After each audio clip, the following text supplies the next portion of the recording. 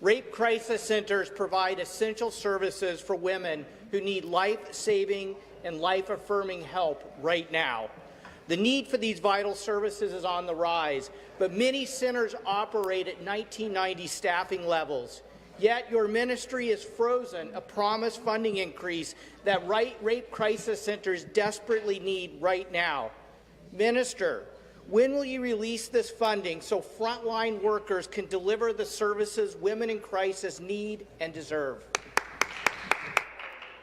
Before I ask the minister to respond, I'll say once again, please make your comments through the chair, the Attorney General. For his question. Let me be clear, our government has zero tolerance for sexual assault, for harassment and for any form of violence against anyone in our communities.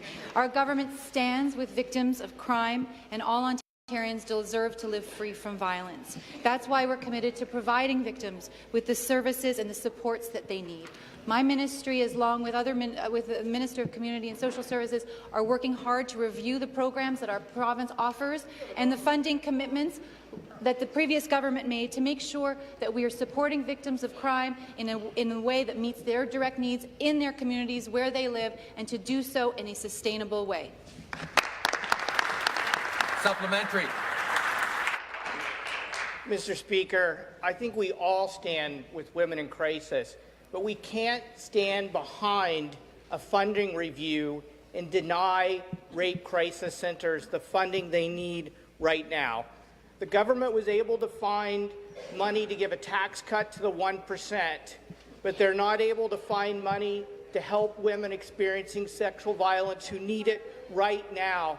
I know that rape crisis centre staff have met with the ministry. They've asked Government for a side, come to timeline order. when funding will be released. So through you, Mr. Speaker, to the minister, can the minister today let Ontarians know when the ministry will have an answer on whether these funds will be released? Minister. Thank you, Mr. Speaker. Let me be clear. The previous Liberal government had 15 years to address the increase that these sexual assault centres and rape crisis centres were dealing with. And they chose, on the eve of election, to promise much-needed funding to these centres without attaching funding to that promise. Mr. Speaker, we take the needs that these centres are facing very seriously and are working closely with those centres and with victims across the province to ensure that we are meeting the needs that they have, and to do so in a sustainable way.